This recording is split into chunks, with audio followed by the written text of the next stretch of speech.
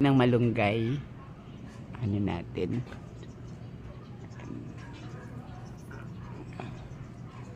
Sa ating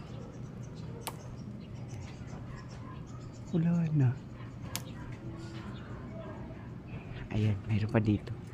Ang taas kasi. Ayan. Ang taas na siya. Hindi natin kayang abutin, oh.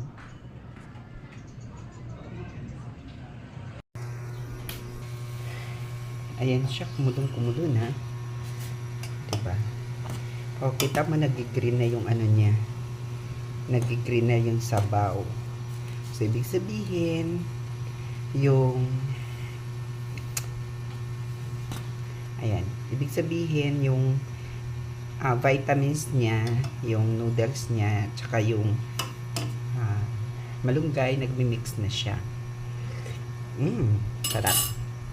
Tama lang lasa, tamang timpla.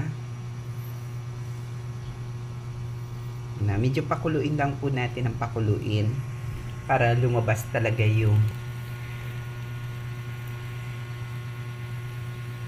katas na malunggay humalo sa tubig, sa sabaw. Diba? Kahit hindi natin manguya ng gusto yung yung malunggay, tulad na medyo ang ating panunaw ay hindi na ganun ganda. Ibig sabihin, kasi di ba pag tumatanda, humihina daw yung panunaw. Ayan. Okay pa rin tayo. Kasi, halos na-blend na yung yung malunggay, di ba? Sumama na sa sabaw. Kasi nga, hindi naman nangunguya ng gusto yung malunggay, di ba? Sa bagay, natutunaw naman yan sa loob na, diba, na-digest naman siya.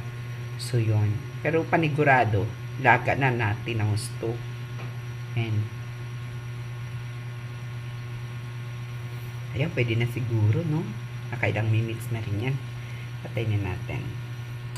Taran, patay na. Taran, ito na po siya. Ready to, serve na po natin yung ating noodles. Yan. Ang sarap. Pwede na po tayo manginain.